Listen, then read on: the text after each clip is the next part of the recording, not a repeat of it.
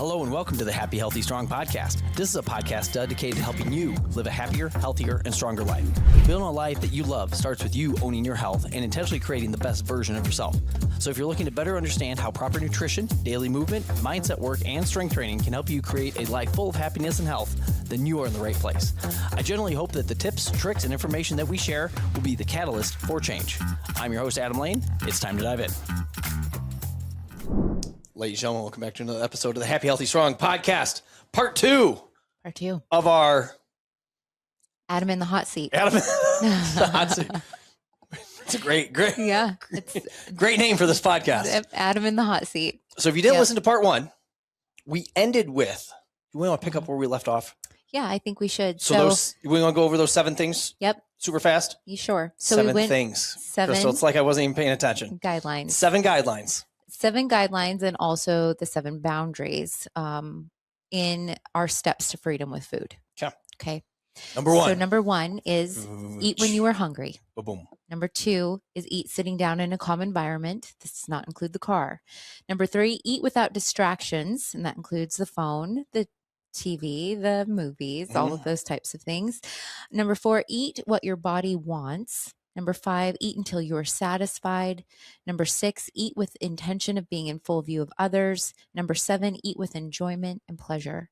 And if any of those sound kind of like, oh, okay, then go back and listen to the next podcast. We break it down just a bit, not too in depth, but enough to understand why it's important. Yeah. The previous podcast. Correct. Yes. Part 1. Yes. Yep. So now go ahead. Can I tell you my initial thought, just listening through those again? Absolutely. Again, I think it's so interesting in this day and age versus back in our day, growing up and stuff like that. Like we had distractions and stuff like that, but we had 3 channels on the TV and we had a dining room and people sat and they ate at the dining room at the table. And, my dad got an hour off for lunch every day and he didn't work. He wasn't scrolling his phone during lunch. He went to the lunch room at Duplex Products in Sycamore, Illinois, and he ate his lunch. Sometimes he'd run home for lunch and we'd, eat, especially in the summer when my mom wasn't teaching and, we'd have lunch as a family. Boom, he'd scoot home or scoot to work, whatever, 7 minutes away. But now it's 2026 and I'm going to sit and I'm going to eat and I'm going to veg out. I'm going to relax a little bit, but relaxing consists of me scrolling on my phone. Or man, I'm in a hurry. So I have to, stand and eat and do it. I'm guilty of standing and eating before you came because I had all this set up. I had chairs in places and whatnot. And I didn't want to move things, get things out of the way. So I took my little lunch thing, put it right there. And I stood and I ate, breaking all the rules here, Krystal. Yeah. But I think this is a big deal. Yeah. And at this time, it makes people so uncomfortable because we're not used to doing one thing at a time. Yeah. Even so think of watching a movie without eating, without also grabbing your phone and checking whatever, watching an entire movie and just watch the movie. Right. This is why, this can be very uncomfortable because we're getting all of these hits of dopamine where eating simply isn't enough. I need to eat and scroll. Scrolling isn't enough or watching a movie isn't enough. I need to go get something. And when I was first healing my relationship with food. I can't believe that I watch a movie and I scroll my phone at the same time. Yeah, and eat. I can't believe I do that. And eat something. I need something. Yeah. Yep. That blows my mind. I catch myself doing it. I'm like, did I want to watch this movie or did I not? Because our and brain is so used to so many sources of input. And that's why today what we're going to do is what we call an eating meditation. So this is, when it comes to food is something that we do mindlessly. We eat mindlessly. And I'm just going to kind of read how I wrote this out here. There's a lot of words in that paper. There are. It's just kind of so that I stay the course here and I don't miss anything. So often we eat mindlessly. We stuff food into our mouths while we're working on the computer, while we're watching TV, when we're on the run. The pleasure, one of the guidelines is to eat with pleasure. The pleasure of eating lies in slowing down and fully experiencing all of the elements of food. So come hungry, sit at the table with a snack that you love, and it's time to practice slowing down and doing what you do all of the time, and that is eating. Only now we're going to eat with intention. this is what we're going to do. Okay, so I have 2 things here. Mm-hmm. And the reason why, we're going to practice here. Bring it so we can see it on the video. There we go. So I've got a candy, this is out of the kids' school Valentine party stash. The Smarties. Some Smarties. Yep. Mhm. And then we've got some raisins. Okay. When's the last time you had a little snack of raisins when you wanted something sweet? Yeah. Never. Well, I'm just kidding. Not often. Yes. We keep raisins in Okay. Yeah. Okay. Well, you don't pertain to a lot of this. We're raisin people. Well, I'm glad you like raisins, Yes. because sometimes I'll do this and people are like, I hate raisins. Who doesn't like raisins? But then they do this and then they decide they like raisins. They didn't know. Oh. So what we're going to do is, this is a meditation. So again, Adam's in the hot seat, everyone. So that means that he is practicing experience that I would take a client through. Yep. Obviously, I work with people all over the country, so this would be via Zoom. So I'm going to have you sit back in your chair. Yep. Okay, I want you to get grounded. So both feet on the floor or wherever you can. So you're going to sit in a position where you're not having to hold yourself. Okay. You're actually relaxed. And I want you to put one hand on your chest. Okay. Now we're really dissecting this. This isn't what we would do every time we eat, but we're really breaking it down into the granular of an experience. Yeah. Okay. So I want you to close your eyes and place one hand on your chest. I want you to take a nice deep breath in and breathe out and drop your shoulders, allowing your body to soften, allowing your belly to soften. Yep. Didn't know what I was getting myself into, Krystal. I know, you're in the hot seat. Okay. I need you to really focus here, Adam. Okay. Deep breath in, focusing on your breath. Hold at the top and relax. So you're allowing your jaw to relax, your neck, your throat, your belly. And in this moment, we're just going to take a pause and acknowledge this breath. Acknowledge this breath that is constantly breathing from the very moment we took our first breath into this world, and it will stay with us until the very end, and we take our last breath with us as we leave. And we're going to give gratitude, for this breath is the breath that is the gift. And this breath wouldn't be had if God didn't allow it to be had. So we pause. We allow ourselves to soften, to be present. It doesn't matter what's going on. Where are we? We're here now. And for just a moment, we give our body gratitude for carrying us through this epic journey, carrying us through this human experience, all of the things that we put this body through, all of the horrible things that we've said to this body, all of the ways we've ignored this body, all of the ways we've denied this body.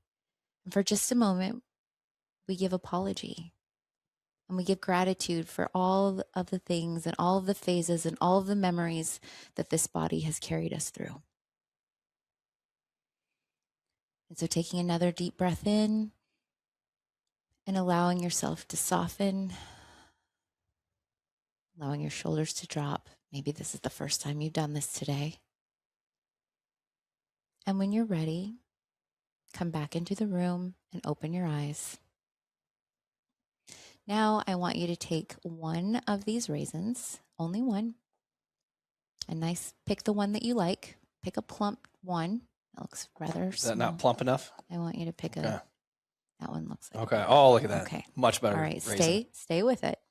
All right. Now I want you to look at your food. Okay. Just look at it. I want you to imagine that you're a scientist. You just arrived on Earth and you've never seen this food before. I want you to look at it carefully without naming it. Can you see the water in it that it took to grow this? Can you see the rain? Can you see the nutrients, the sunlight that it took to grow this food? Where did it come from? How did it get from the earth into your very hand? Now we're going to experience smell.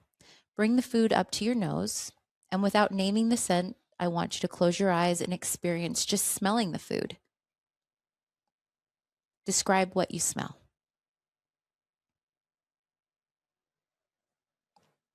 Oh, you actually want you to describe Describe what you smell. Small amount of sweet, but not a ton. Okay. What other words? There's all kinds of foods or words to describe. Smells earthy. I'll give you that one. I wasn't going to go with earthy. Okay. All right. Now, as you continue to smell it, maybe you break it open to smell it a little better since it's a raisin. Now, the physiological reaction. Now focus on what's going on inside of your mouth. Begin to notice that the saliva is being produced in your mouth as you continue to smell it. Even though you haven't yet put the food in your mouth, notice that the mind-body phenomenon is engaging and how it senses the smell and it's responding to just the anticipation of the food being eaten. Now you're going to explore how it feels. Without naming the sensation, just experience touching and feeling the food. Now, motion and movement. How is it that your hand knows exactly how to move the food directly to your lips? Now, as you bring the food up to your mouth, don't put it in yet, but just bring the food up to your mouth. Notice what happens next. The mouth wants to open. It wants to receive the food without even thinking. How many times do you just grab something and pop it in without even thinking that I'm bringing the food up to my mouth and now my mouth is opening, right? Nothing goes into the mouth without it being received. Now, who is doing the giving of this food? Who's giving your mouth this food? Me? Who is doing the receiving of this food? Also me. Correct. You are the giver and the receiver of everything that goes into your mouth. No one else. No one else is doing the giving. No one else is doing the receiving. It's all you. No one else has this responsibility as an adult. Now observe, go ahead and put it in your mouth and don't bite it, but just put it in your mouth. Observe what the tongue wants to do with it. How does the tongue know how to get the food between the teeth? The tongue is so skilled and it's such a remarkable small muscle that it actually knows what to do with the food every time. Now, taste. After becoming aware of the food in your mouth, start biting into it very slowly. Then chew very slowly.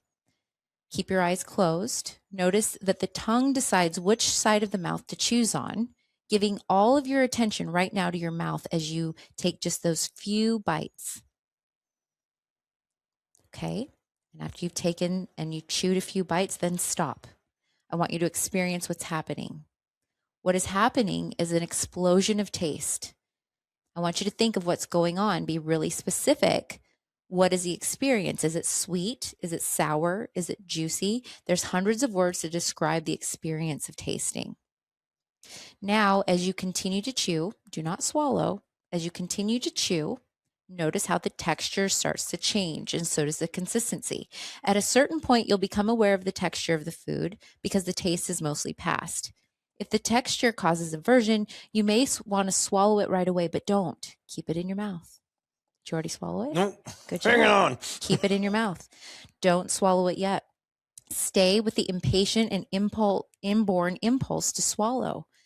Don't swallow until you detect absolute impulse to do so. And then, when you're ready, observe what is involved in getting the food over to the place where it's about to be swallowed. Now you're going to detect the impulse to swallow, and when you're ready, swallow it. And I want you to follow it down your throat, in your mind, and into your stomach. Feel your whole body acknowledge right now that your body is exactly one bite heavier.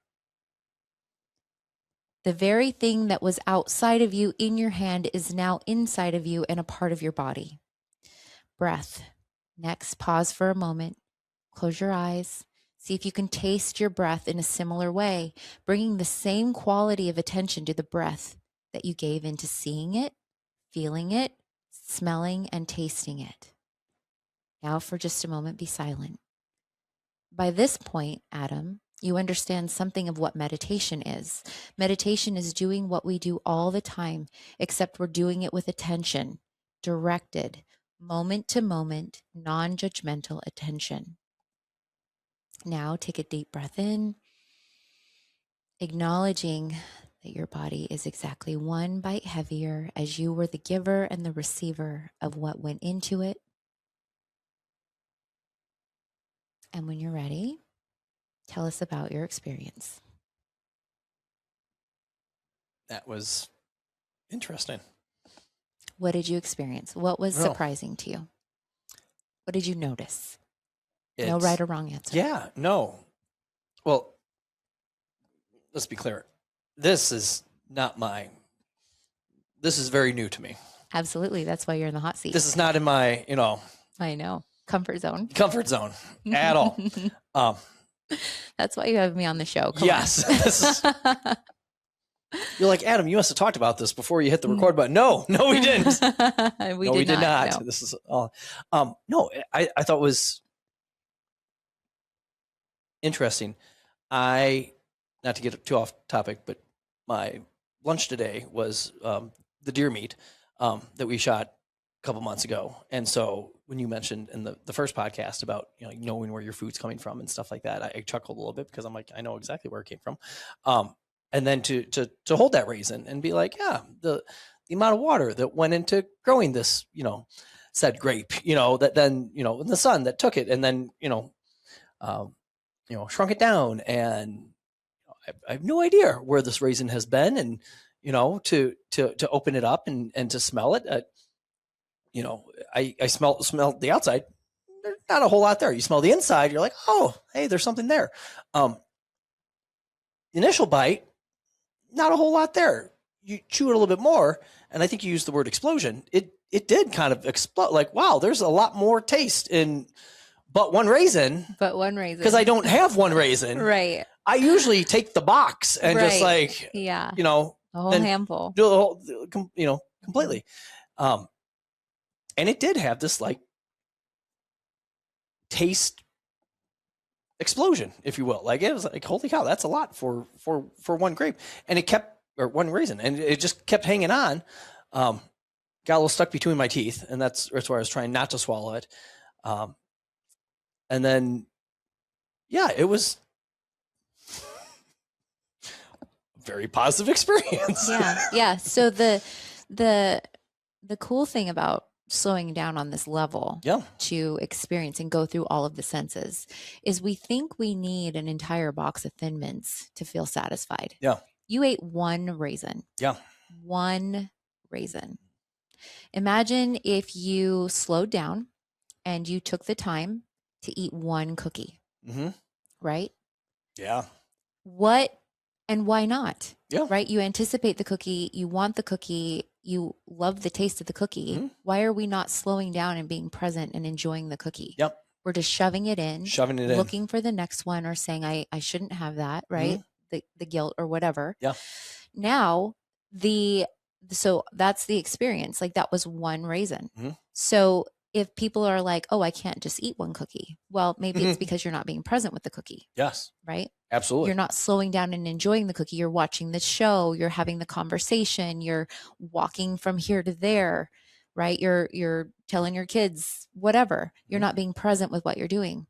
So just by slowing down and being present, there's a level of satisfaction that is given just by doing what we do all of the time, except for now you're giving it moment to moment attention. Yeah. Right. So it's not that you can't stop eating the cookies. It's that you're not giving the cookies the attention they deserved. Yeah. So now I want you to take the candy. Okay. We're not going to go through it as long, but just quickly, I want you to look at the candy. I want you to look at it and think of where it came from. How did it get there? What is in it? Can you see the sunlight? Can you see the nutrients? Can you see the ingredients?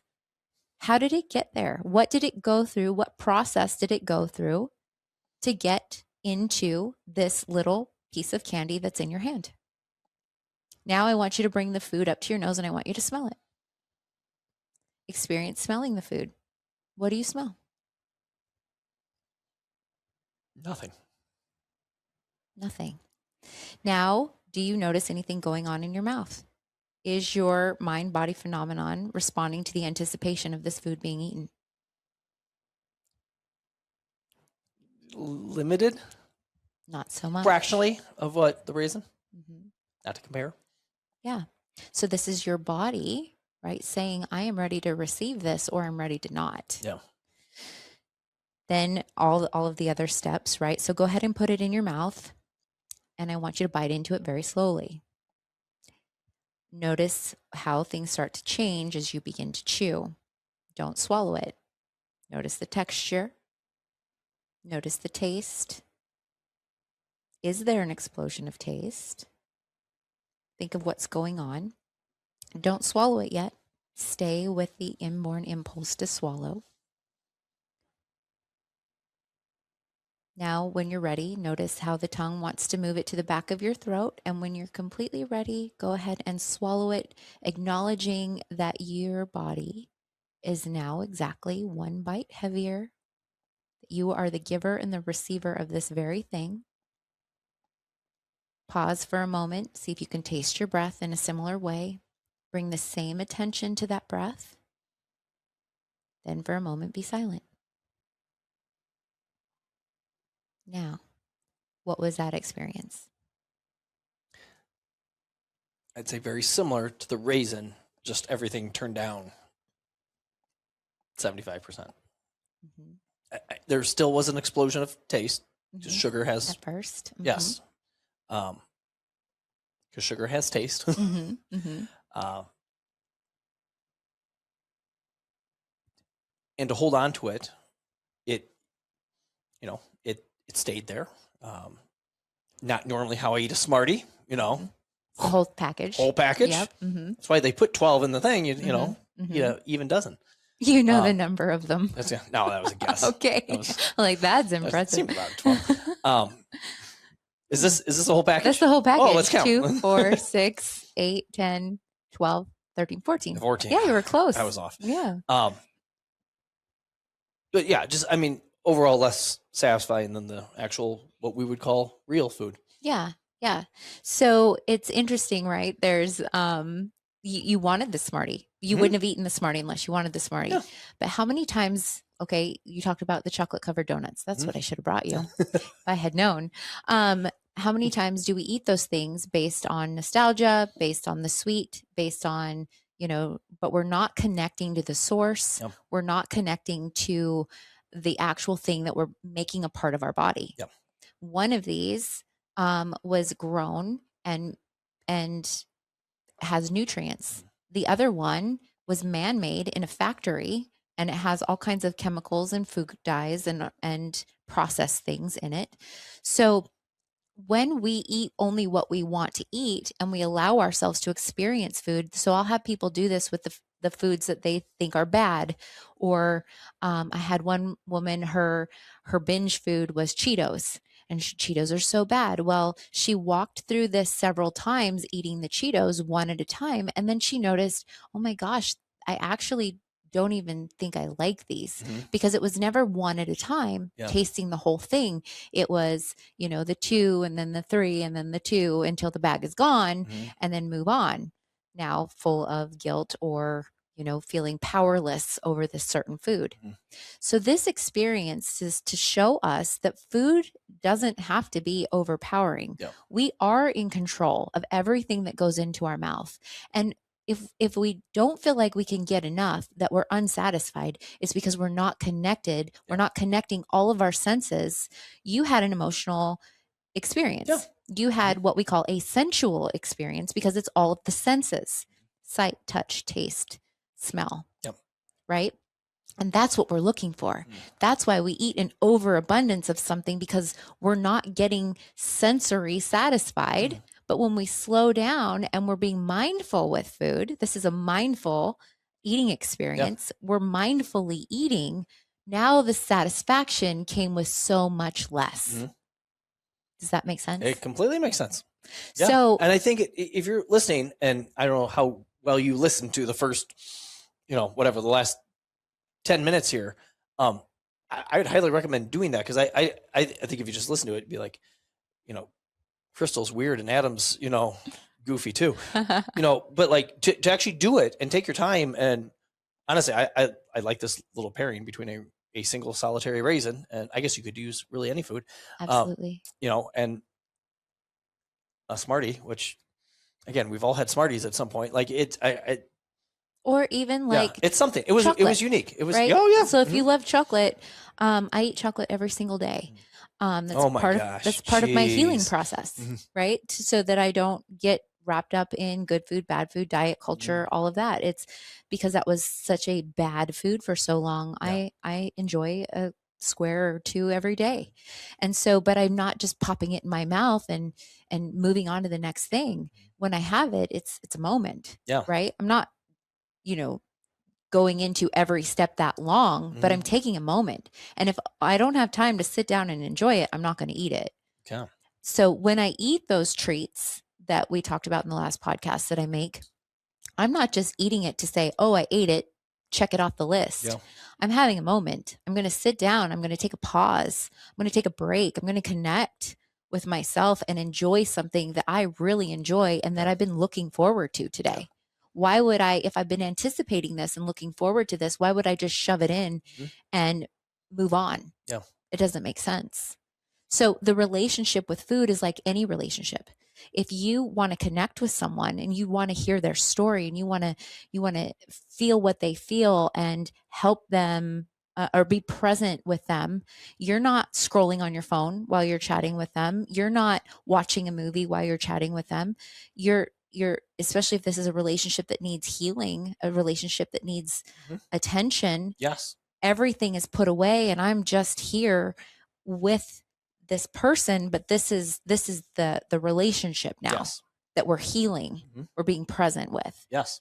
No different than I want to connect with my wife. Correct. To try to connect with her while scrolling Instagram, probably not a great way to connect. Right. Yeah. Nourish a relationship, better relationship. Yep. Very distracted. Yes. And when we're distracted, we don't know that person. We don't know what this tastes like. We don't know the source. How many times could we, as a natural biological response, just by looking at our food, just by looking at this and saying, do I want this? Where did this come from? Was this, man-made in a factory, made by people that hate their lives and hate their jobs, right? All compounded, poured in chemicals. Do I want this to become part of this? I'm the giver and the receiver of everything that goes into my body. So now my choice is now I don't want this. Now it's not, I can't have this because it's processed sugar and that's bad. It's that I don't want this. I would rather have the apple or the orange or the black bean brownies or the, something real that now is becoming a part of my body. Yeah. And to frame that differently, I think is very overlooked because I think that's a very different perspective. And the perspective that this is bad, you should never eat it, is, how do I say it? Feel free to finish my sentence here. Restrictive. Yes. There we go. Versus a choice. If I choose to have it, it's yes. Yeah. Okay. And Krystal, remember, that makes sense. Yep. Good job. Remember, one of the guidelines is eat with pleasure and enjoyment, right? So if I'm going to eat this without guilt or shame and pleasure and enjoyment, it's fair game. Yeah. But if I'm going to eat this and be like, oh, it's sugar and how many calories are in this and I shouldn't eat this, but it's Valentine's Day, so I'm just going to eat them. Yeah. Right. Or I haven't had these since I was a kid, so I'm going to eat them. Yep. Right. Hey, I worked out today. Boom. Yeah. Right. Exactly. I and deserve not one, this. but 14 at the same time. This. And yeah. And that's just a gateway drug anyway. Right. Because this is not satisfying. No. This isn't satisfying anything, especially if we're hungry. Yeah. Right. So this is really an exercise of the amount of choice and the amount of ownership that we have. We are not controlled by food. We do not have to follow rules and regulations because we're outsourcing the trust out of there. Now I'm trusting this because I'm taking the time to connect. And at first, this is super foreign to a lot of people. And that's why it's in an exercise. That's why, these are things that can be downloaded. You can download these guides off my website and practice them. And the more you do it, obviously you're not walking through every little thing. But I remember even when my now 19-year-old was little, and I would get really good chocolate, and we would sit down and he now experiences food differently. Yep. Taste the flavors. What do I taste in there? The texture. It's not just shove in a Hershey bar and go. He's a chocolate snob now because he understands that Hershey's not good. It doesn't taste good in comparison, to the good stuff. So this is it seems like such a silly exercise, or it can seem such a silly exercise, but remember, we're trying to navigate this food thing with distraction. So this is all just coming home to ourselves, coming back to ourselves and being present with ourselves so that we can navigate and we can experience the joy that food has to offer and the satisfaction without pounding our bodies with too much, with things that hurt us, because now we're actually slowing down long enough to listen to our bodies and listen to our biological responses. Yeah. That's fantastic. Good job. I'm proud of you. I tried hard there. No, I think I'm just thinking of, because I like to smoke meat, in between the venison, the half a cow we get and stuff, like to be able to know where the food comes from. So to be able to actually answer that question, as opposed to, I don't know, I got at the, grocery store. Well, so, you know where it came from at the grocery store. Right? So yes, the feedlot, the cattle, gotcha. the massive food farms. Yes. Right. So a lot of times, going back to that, just to kind of pivot on that for just 1 second. Yeah. When I look at this steak, when I look at this hamburger, I don't see just protein. What is the source? Yeah. Where did this hamburger come from? How was this animal raised? What did this animal go through so that it could be on my plate? And I will tell you, the animal that was sustainably raised, the one that you harvested out of the wild, that was living the life that it was intended to live and now gave its life for me, that's a very different information packet than the one that came with trauma and anxiety and grief its entire existence. And now that's becoming part of me. Right? Energetically, it's a very different, it's not all just protein. It's not all just meat. It goes back to the source.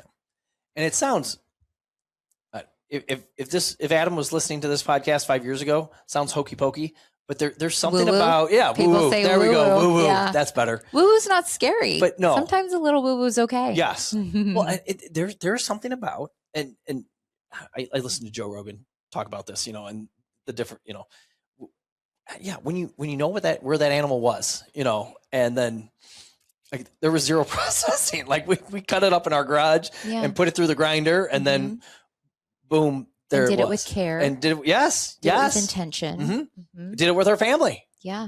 And that was there's something that's different than you took that life with I go gratitude. out to blankety blank restaurant and get this meal, and that animal was pumped full of steroids and antibiotics. And sometimes it was grass fed, but you don't necessarily know what that means. Well, a lot of times, especially if it's inexpensive. So like if they're selling grass fed beef at Costco, that was not pasture raised in a free range pasture. It wasn't. There's no way that they can harvest that much meat in that way sustainably. So now to be grass fed, just a little loophole in the guidelines is, as long as they get a certain amount of grass within everything else, it'll check the box of grass fed. Now you're paying triple the amount, which that's a whole different conversation.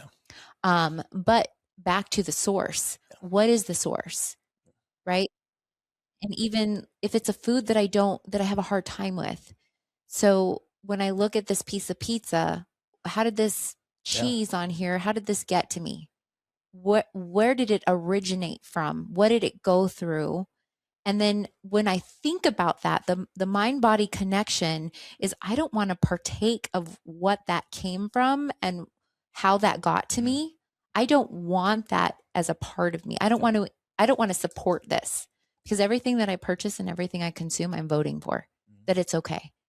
And if we don't know, this is where the farming industry is so corrupt and so disgusting. And I used to be one of those people who's like out of sight, out of mind. But then when I went into healing the body, healing my relationship with food, and really looking at the source and the things that I wanted to be a part of that were becoming a part of me, and knowing that I had a choice in that, right? Very powerful and impactful. How, in your experience working with people, the way, because I see people being so busy that the idea of, obviously this was a whole thing. But yeah, whatever, a test or a drill or what word am I looking for here? An exercise. Exercise. Thank you. The exercise guy. Gym guy couldn't think of the word exercise. He's a meathead. Yeah, I know. So in the way of taking this and doing this, I recommend everyone do. What's step 2? Is step 2, hey, now tomorrow, eat breakfast like this. And maybe not take, not as long as we did. Right. For one bite. But, Yeah. So step 1, it's the guidelines. Okay. It's the boundaries around food. What was it like to be present with my food? And remember, the people that work with me have a deep desire to change their lives, to change their relationship with food, to change their bodies, to change their health. So yes, it requires intention. Yes, it requires to slow down and invest, just like anything else you're successful in, right? If you have a degree and a high position job, it took you intention and energy to get to that point, right? It wasn't something that you just got. Having a healthy, sustainable relationship with food and nutrition is very similar in that way. It takes some investment. It takes some prioritization at first, because remember, we're having to unlearn what culture has done with us, to us, because we're the product, to unlearn that and then relearn. And at first, just like learning anything at first, it's kind of hard, but then you get used to it. Now we're building a new neural pathway in the brain. Now for me, anytime I eat, not every time, but a lot of times when I eat, especially if it's something that's good and yummy, I want to sit down and I want to enjoy it. And there's times when I will probably wait until I'm a little bit more hungry or too hungry, because I need to get away from the computer, get out of my office, go outside for a minute and sit in the sun. Maybe go sit in your car. My boundary is, or the guideline is, not sit in a car when you're moving. But if you're sitting there and you're taking a break, you're leaving, the hospital, you're a nurse, you're leaving there, you're walking outside, you're going and sitting in the sun and just eating your food, right? For that time. And then if you have extra time, then you go on social media. But just that small point of connection, I will tell you, is such a profound pivot for so many people. It changes the way that we see food. It changes the way that we choose food. It changes the way that we desire food, because we're now giving that thing honor. And the beautiful thing about a meditative relationship with food, in the way of slowing down, right? Remember, meditation is doing what we do all of the time, except we're doing it with attention. The beautiful thing about that is we eat 3 times a day. Okay. So let's even say 2. Okay. For some people it's 5, some people it's 6. If we slowed down 5 times a day for 10 minutes to reconnect with self, the thing of emotional eating would not be near as hard, because now we're kind of doing a little assessment here. How am I feeling? I did take a pause to breathe and to let my nervous system kind of relax and settle in, right? Because what's happening is we're not doing that all day long, and then it all comes crashing down on us at night, and we're just exhausted, and then we're just all the things, right? We're exhausted, we're eating the things, we're looking for these dopamine hits, but it's because we're distracted. So we come home to ourselves before we eat. Every time we eat, then we eat the food and we move on. Then we jump back into the busy.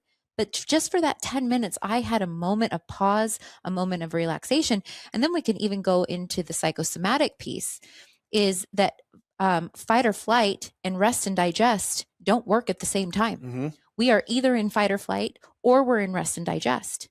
So if I need to digest and I've got gut issues, bloat issues, leaky gut, or bowel issues, but I'm shoving food in when I'm in fight or flight. Do you ever see a dog eat when they're anxious or stressed out? Yes. That's the wrong answer. That was Adam. sorry. I'm thinking, I'm sorry. Anxious. I'm thinking my dogs in the morning when they're, I put the food outside and then they sprint after the food. And okay. So sorry, that's where I was going. If somebody's coming in the house, say there's an alert, right? There's somebody at the door. Yes. Are they going to be like, oh, it's fine, I'm just going to eat my food? Not normally, no. If you bring an animal to a new place, they're not going to eat for a little while until their nervous system calms down. Yes, I answered the wrong question there. I'm sorry. It's okay. So if you're out hunting, if an animal is spooked, what's the first thing they stop doing? Yeah, they're not eating. They stop grazing. Yep. Right? Because they can't be in fight or flight and rest and digest. Yeah. I wish they would be. We're created. It'd be easier to shoot. We're created to digest when we're in a restful state. Mm-hmm. This is why all throughout the beginning of time, they stop the work, they go and wash up, they come and they sit down, they eat, and they have a little siesta, right? Rest, digest, then jump back into work. We don't do that in our culture. And that's a big reason. It's not the reason, but it's a big portion of the reason why we all have digestive issues. We all have food allergies and sensitivities, right? It's not just the body. It's not just the ingredients. It's not just what we're eating, but it's how we're eating. Yeah. And so this is the how we're eating that we're shifting. I love it. And so obviously through this, if people, I don't know, think this is weird or hokey or whatever. I don't think they'll think it's weird or hokey. Well, I'm just saying there are people who are so, again, regimented. I listen to all the podcasts and people that talk about the macros or the carnivore diet or the whatever it is, all the things. And no one's talking about this. Only here on the Happy, Healthy, Strong podcast. Life Nutrition. Yes. Find me anywhere. Check it out. LYFE nutrition.com. That's right. Correct. I said that whole thing right. But like when people do this and follow these steps, the outcome ends up being they eat better, healthier food, I would assume, and they would probably eat less of that food or less food in general because you actually enjoyed the process and you didn't shovel food into your mouth and then all of a sudden your stomach wait to tell your brain that, hey, you're full. And again, that's one of the rules, eat until satisfied. Mm-hmm. I mean, is that at the end of the day, obviously there are lots of other bonuses, but you're going to eat better food and you're going to eat less food. Is that? So or did I just kind of bastardize everything that you? No, that's all right. I think it's good. I think it's a good question. So say you go to Cold Stone, right? And you're dying for ice cream and you've been good all week. Well, you practice. There were air quotes there, friends. I practiced good and bad, or air quote always good and bad, because there's really no such thing. Food can't be good and food can't be bad. It's not a being. Yeah. Right? We are the ones that make it good or bad. So I want the ice cream. So I'm taking me with me to Cold Stone. I have made a commitment to eat when I eat and only eat when I eat. So I'm sitting there with my family and I've got the mini size, whatever the name is, and I'm practicing tasting each bite and taking a pause and taking a breath between each bite. And I'm experiencing the way that it's going down my throat, right? You don't have to be weird about it, but internally you're doing that. Internally. You're not just shoving it in, like eating all of it. You're being present with it. It's okay. Sorry. Why I laugh.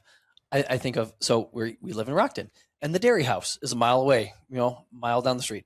And it's funny. We were coming back from wrestling meet and the kids are like, can we go to dairy house? I'm like, guys, it's January. They're not open in January. They're like, well, if it's open, can we stop? Sure. If it's open, we can stop. Knowing blah, it's blah. not. And it was. Didn't realize they're open now year long. Yeah. That's how much people love ice cream, that they'll doesn't matter how cold it is, people are getting ice cream. So I'm like, I can't go back on my word. So I park and whatever. And so I'm like, guys, there's no place.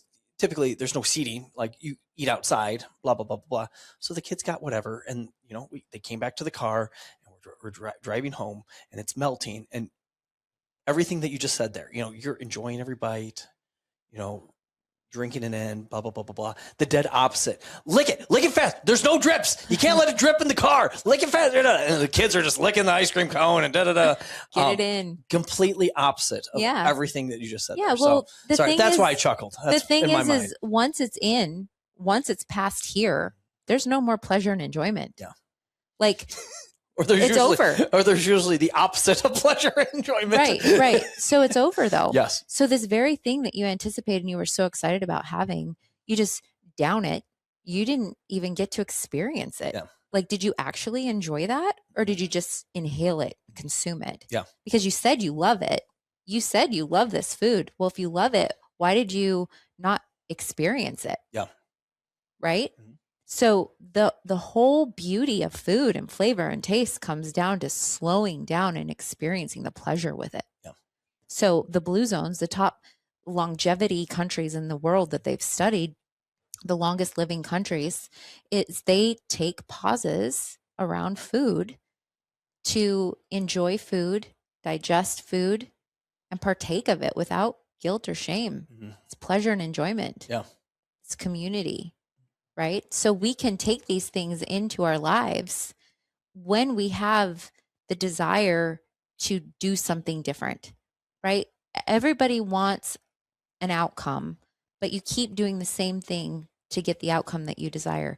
This is something that if you've never done, try it. Yeah. And you're going to have to use a lot less willpower, a lot less white knuckling, a lot less all in or all out. So you're getting out of the diet cycle by allowing yourself to have something that you enjoy and enjoying it with pleasure and enjoyment and then moving on. Yeah. It's not a big deal. It doesn't have to be, I'm doing the sugar detox and no sugar. Well, why not? Why not just have a little bit of sugar and enjoy it and then move on? Yeah. It's because you're afraid of binging on it. You're afraid of overdoing it. Well, first of all, you never allow yourself to slow down and actually enjoy it because you're consuming it with guilt and shame. Yep. So if you had pleasure and you just enjoyed it, maybe half a piece of the wedding cake at the wedding is enough. Yeah. And practice that. Practice.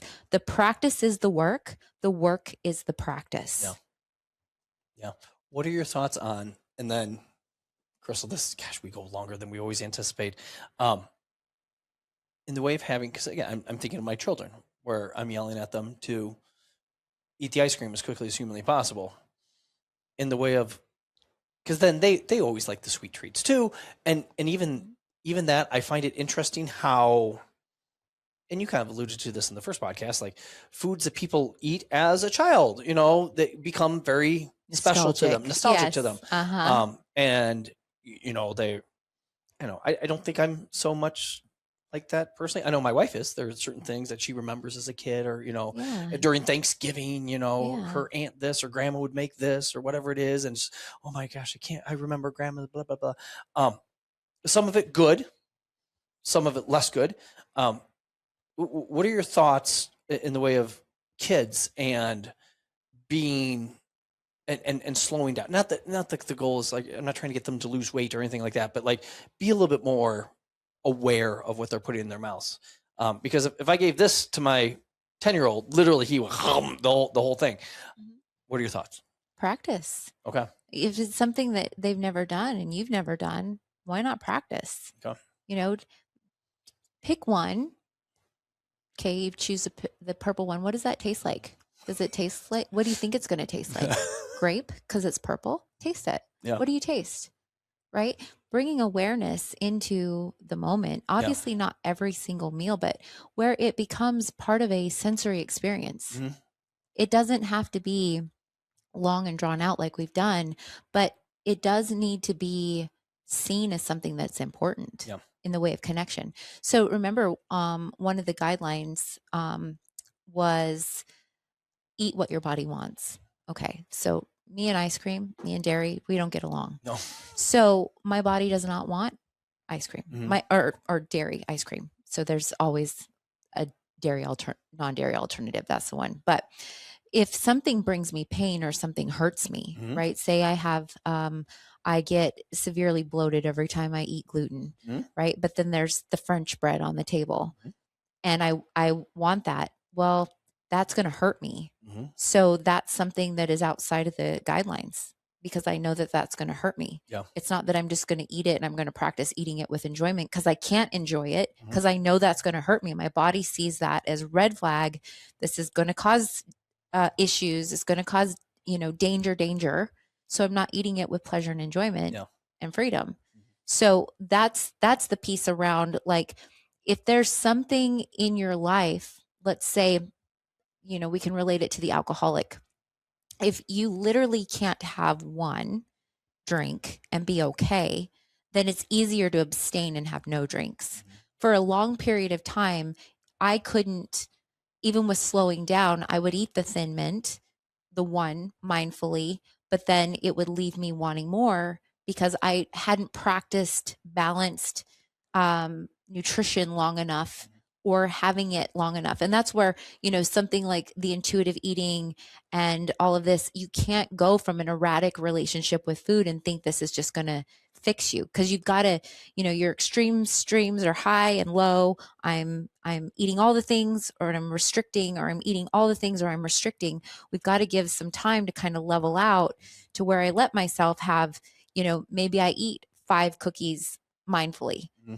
Whereas the more I practice it, it'll be 1 and I'm good. Yeah. I'm good. I used to be that person that would watch people at gatherings and be like, how do they eat just 1 piece of pizza?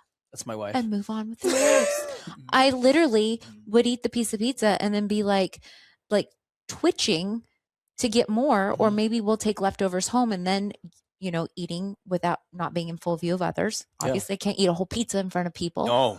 Right? So I wait till I get home, then I eat all the pizza that I want to eat. Well, it's because there wasn't that balanced relationship with food. Yeah. But like your wife, again, there's a lot of people out there, but for the most part, the people in the diet culture and the diet world struggle with this.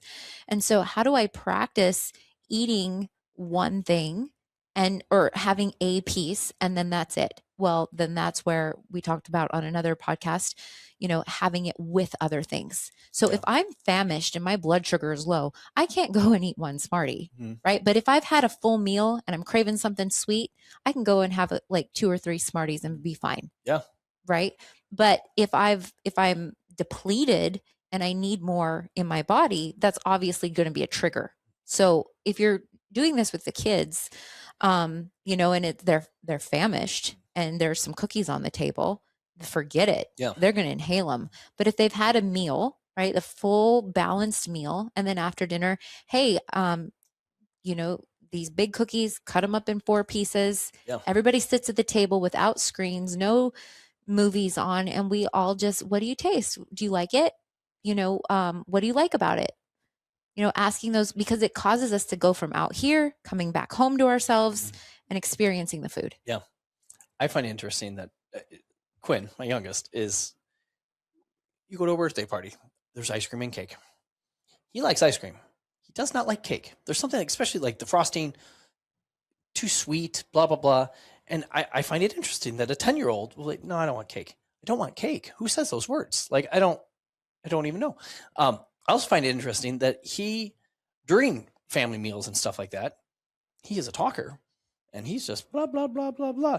And we'll be done with our food. And he's like halfway through it.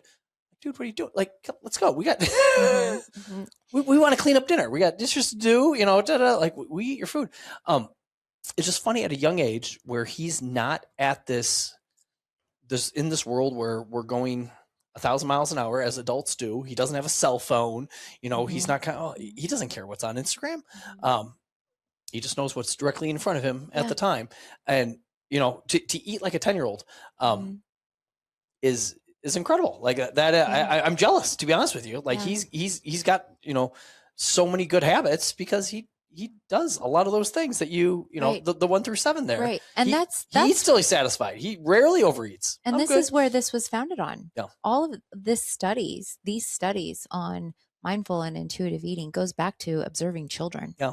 Before they were inundated with culture. Yeah. And so I remember also one time when I was first a nutritionist and I was at a birthday party at McDonald's. And these moms being like, no, you can't go play until you finish your fries or you finish your nuggets and then you can go play. Well, they were satisfied. Now they're getting, and we've talked about this on another podcast, the primary nutrition. They're completely satisfied on the primary nutrition of playing. Mm-hmm. Whereas adults, when food is our most exciting thing, and we don't play and we don't do things that we enjoy, and this is the only enjoyment that we get, we don't have a food problem. We have an enjoyment problem. Yeah. So we need to find other things that bring us pleasure and enjoyment outside of food. Yeah. What happens as we age, it's not as fun to go to a playground. It's not as fun to go rollerblading or all of these things. And so, it's fun to order pizza and soda on a Friday night. Well, sure, that could be a part of it. But for example, your son, he's talking, he's getting that primary nutrition. He's being fulfilled in many other ways. And when his body is satisfied, he's done. Yeah. I find it interesting that ends up being, this is the reward. Mm-hmm. Hey, I don't know. This is terrible. I'm throwing my wife under the bus. For some reason, it's many people. At some people, well, and I don't know. It's our culture. We created a habit she does because she loves our children so much. There's no woman that loves her children more than my wife does. Lies. No, she'll fight you on that. Brighton, if you're listening, I love you. I'm the best mom I got because he'll listen. But no, well, I appreciate that. Thank you. One listener. This is good. And my mom. So we're up to 2. All right. But kids' birthdays. So on a birthday, she'll make cinnamon rolls. Why? I don't know. We started that years ago. Nostalgic. I don't know if she did that as a kid. I have no idea. I didn't do that as a kid. It's nostalgic. There's something. But now it's like every birthday, is it a terrible thing? It's not a terrible thing. But I just think it's interesting how are my kids going to do this when they, with their kids? Like, it's your birthday, child. We have to have this. And I don't know if it's the kids love cinnamon rolls because who doesn't love a cinnamon roll? But it's also easy to down cinnamon rolls like they're nothing. Now, we don't have cinnamon rolls really at any other point throughout the year. So to have them on 2 days a year, probably not the worst thing. But I just think it's interesting how the cinnamon roll is not the problem. It's how we're consuming it, right? Yes. So we go to any culture in the entire world. There's traditions around food. There's engagement. There's community around food. Yeah. And the partaking of the food. So it's not the food that's the issue. It's the way that we're consuming the food. It's not the cinnamon roll on my birthday. It's the cinnamon roll every single day as I swing through whatever bakery. So I just threw my wife under the bus for no reason. No, honey, I'm sorry. I apologize. I don't, definitely not. It's examples. It's examples of culture, right? So if it's a reward, like, let's just take it to the genre that we're in here. The reward is I was good all week and now I deserve to go out and have pizza and beer. Yeah. Right. That is the dysfunctional relationship. Yeah. As opposed to, man, we haven't had pizza in a while. Let's go out for pizza tonight and, enjoying that instead of like, I earned it or I have to earn it or I have to pay for it. Yeah. Right. Because now we're consuming it in a very different way with a very different intention beyond pleasure and enjoyment. Yeah. Yeah. And to go out and to sit down, to breathe. Yeah. And to look at the pizza and take a bite and really enjoy it, and slow down. You're probably eating 2 pieces of pizza instead of 7. And that's the difference. Yes. That's the difference. And a restaurant environment forces us to do that versus a takeout or a DoorDash or a buy the things at the grocery store and leave them in our pantry environment. So I get a lot of feedback from clients that are like, I always eat better when we're traveling. It's because, when it's time, they don't eat and then we get ready and then we go eat and we sit at the restaurant. I decide based on the menu. So I'm connecting with how is that going to taste? Is that what I want? Ooh, I want that. It comes, the anticipation, the enjoyment. I'm in this atmosphere and with these people and I eat until satisfied and, I'm good. I'm take the rest home or just leave the rest. It's all organic. So this is not new. This is not new. This is just coming back to our biology. Yeah. That's all this is. There's so much here. Was this phase 1? Of my program? Of this, there are 4 phases, correct? It's part of the relationship with food. Okay. And that was just phase 1. These last 2 podcasts, just phase 1. Yeah. Phase 1, phase 2, kind of in between. Okay. And there's more. Yeah. And there's more that we can discuss, or are we giving away all your secrets? Not today discuss. This isn't, and future podcast. I don't feel like this is secrets. I feel like Okay. it's exercises that make it tangible, because a lot of times you hear the term heal my relationship with food. And, because I'll be honest, I didn't realize what you did until this conversation right here. And I'm like, oh, food therapist. Now I get it. Yeah. So I wanted to give our people, listeners, if they're with us, that found this podcast based on maybe a search, maybe looking for tools that they can actually bring into their experience. Like, let's give people something tangible, a conversation that's actually going to give them tools, instead of just this idea of healing my relationship with food. You know, what does that actually look like? And bringing in the concept of slowing down and connecting, coming back to ourselves, coming back home to ourselves every time we eat. Yeah. Okay, friends, there's more to come. If you want to get some of this information. So changeyourlife.com. Changeyourlife.com. I gave the wrong. That's okay. Lifenutrition.com will not get them there. No, it won't, but it'll pop up there on the search. Change your LYFE.com. Yep. And this is just a little taste, an example of some of the work that we do to heal our relationship with food, with binge eating, with emotional eating. And this is a very big part of the physical equation of weight loss, of healing. It's a very big part of it. And for some reason, it's not even talked about in many of the nutritional spaces. You don't need another food plan. You don't need to be told that an apple is more nourishing than a Snickers bar. Like, you already know. Yep. We know too much. So instead of focusing on what we're eating, why don't we take a chance to focus on how we're eating? Yeah. So that's what we're doing here. We're focusing on how we're eating. Later, after we've got this kind of managed, then we can talk about what we're eating. Yeah. Because now we're eating it in a sustainable and an intuitive way where we naturally will know what to eat, what not to eat. Yeah. I love it. I'm just thinking of all of our members. I'm thinking of our teachers who are constantly stressed out, who don't get a free second during the day, who are constantly running around. They get home, they are stressed to the hilt. Stop straight at the pantry. And yes. I work with many teachers. Yes. Oh gosh. And nurses. Oh, yes. Oh yes. There you go. People that don't stop down or don't slow down, can't focus on anything but what's directly in front of them. Yes. And then when they do get a free second, they're like, hey, I'm going to veg out. And that's where social media stuff comes in, and comparison traps and all these. Emotional eating, binge eating. And we think we have a food problem. It's not actually that. That's why the whole idea of even I'm a binge eater, or I'm an emotional eater, or I am a food addict, we can dismantle a lot of that through some of the practices and through some of the disciplines. Yeah. Very cool. Listeners, more to come. So much more to come. Changeyourlife.com. Yeah. Life Nutrition on Facebook and Instagram. Yes. All the things. Yep.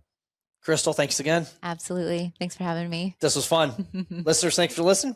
We'll see you on the next one. Soon. That's all we have for you today.